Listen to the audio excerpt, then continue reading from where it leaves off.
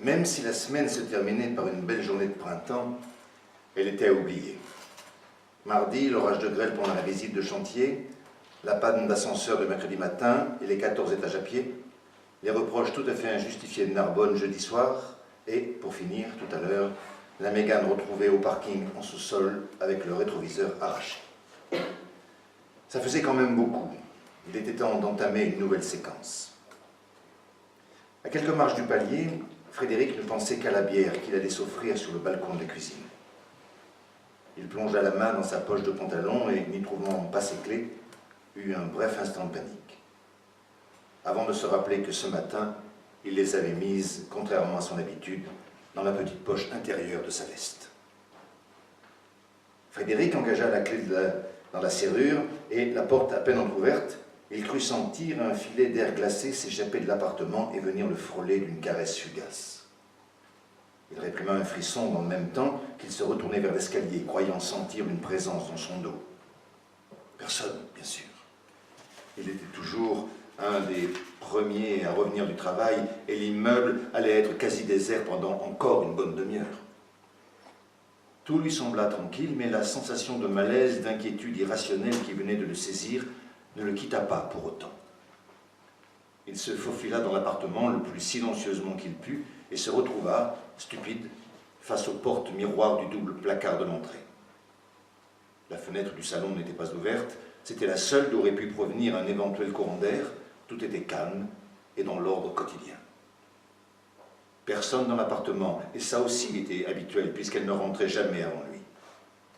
Pourtant, quelque chose dans l'air bougeait, dans le silence se vrillait, effrayait la lumière. Qu'est-ce qui s'agitait ainsi autour de lui, invisible, et qui le prévenait d'une possible catastrophe? Qu'est-ce qui venait ainsi faire s'embarder son cœur? Il avait peur. Il se regarda dans le miroir et se découvrit fatigué, amaigri, vieilli.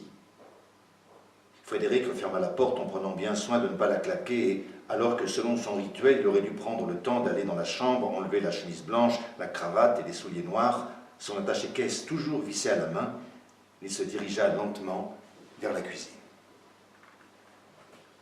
La feuille était posée en évidence, à côté de la corbeille de pain. Un jour, je reviendrai. 4 mots. Un jour, je reviendrai. 4 mots écrits au stylo à billes bleues sur une demi-feuille de bloc à petits carreaux et qui l'attendaient sur la table de la cuisine. Pas de chéri, pas de mon amour, pas même de à toi que j'ai tant aimé ou de pardon de te faire souffrir. Pas de signature. Elle n'avait pas seulement pris la peine d'écrire son prénom, gage d'une dernière caresse, d'un dernier regard. Juste 4 misérables mots orphelins pour tracer la limite entre la vie d'avant et la vie d'après. La cuisine était encore baignée d'un tendre soleil. Il tourna la tête vers la fenêtre et vit sans le voir le ciel bleu qui commençait à pâlir au-dessus des arbres du parc de la résidence. Ils agitaient doucement leurs branches, quelques moineaux voletaient autour et Frédéric ne put s'empêcher de penser que la soirée allait sûrement être douce et tiède, une belle soirée faite pour aimer la vie. C'est elle qui avait tenu à ce que l'appartement possède une cuisine orientée plein ouest pour pouvoir y manger tard le soir sur le balcon. Ce soir, il mangerait seul. Ou pas. Il avait déjà compris que dans le dressing de la chambre manquait le grand sac en cuir lit de vin et le temps d'un spasme, comme on le dit des noyés qui verraient défiler leur vie au moment où ils n'ont plus prise sur elle. Il l'imagina raflant à la hâte ses affaires pour les enfourner pêle-mêle, sans souci de froisser les chemises, les robes ou les jupes, coinçant tout au fond et dans les coins quelques livres, quelques CD peut-être, et aussi les tops, les t-shirts, la lingerie et tout ce qui pouvait se rouler en boule. Il s'assit péniblement sur le tabouret devant le frigo, puis lut et relut les 4 mots, s'étonnant de ne pas avoir envie de pleurer ou de crier ou de casser quelque chose, indifférent à ce qu'elle avait pu emporter ou non. Le dos bien droit contre le frigidaire et s'appliquant à respirer profondément, il tenta d'évaluer, de clarifier la peine qu'il ressentait, de démêler le flux de sentiments contradictoires qui venaient le ravager. Peine, douleur, tristesse, colère, stupéfaction, humiliation. L'absence de signature, surtout, était humiliante.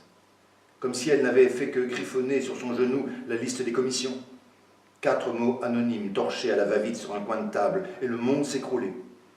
Son monde, le seul qui à cet instant lui importait, venait de sombrer.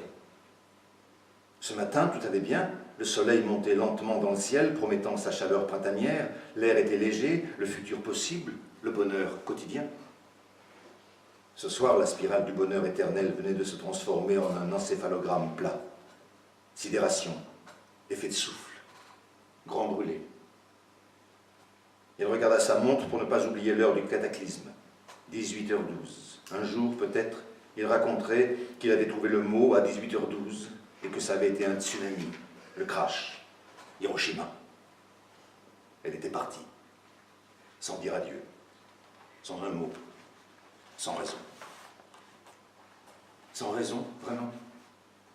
Quelle ombre n'avait-il pas remarqué dans son regard? Et de quoi aurait-il bien pu ou dû s'inquiéter en quittant l'appartement un peu de temps avant elle, ce putain de matin comme tous les matins? Qu'est-ce qu'il avait raté? Son regard fut de nouveau attiré par les couleurs du ciel qui commençaient doucement à tirer vers le rose orangé. Il comprit que dehors, tout continuerait comme avant, que rien ne viendrait lui porter secours ou seulement lui donner un début d'explication. Il fit une boule de la feuille de papier et voulut la jeter dans l'évier. Son geste manqua de vigueur et la petite boulette trop légère s'échoua en silence sur la plaque en vitrocéramique de la cuisinière, à quelques centimètres de son but. Jamais il n'avait ressenti une telle solitude, une angoisse aussi lourde. Elle s'est tirée parce que je suis nul.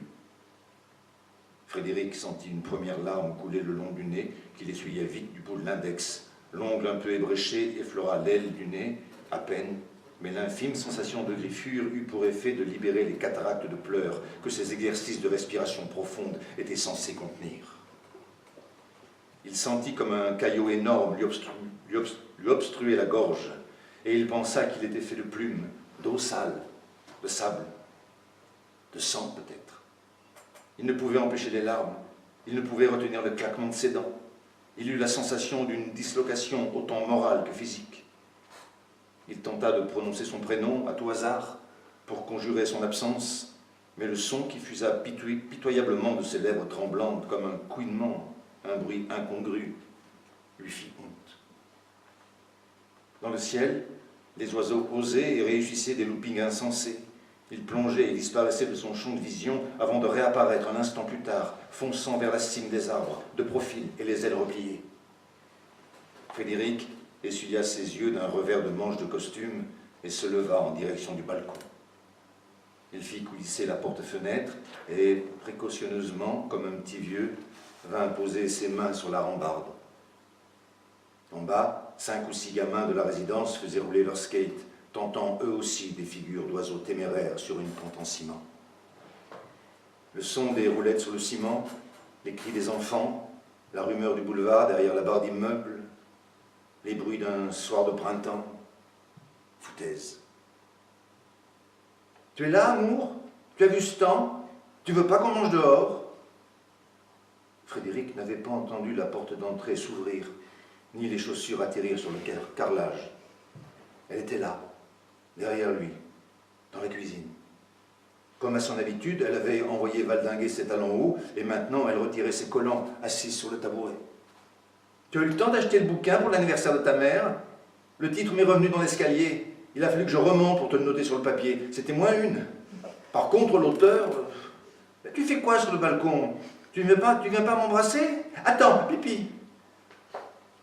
Devant Frédéric, un petit oiseau venait de réaliser une triple boucle vrillée qui le mena à une vitesse vertigineuse jusqu'à la table de ping-pong, où il se posa le plus naturellement du monde et commença à picorer un bout de brioche abandonné.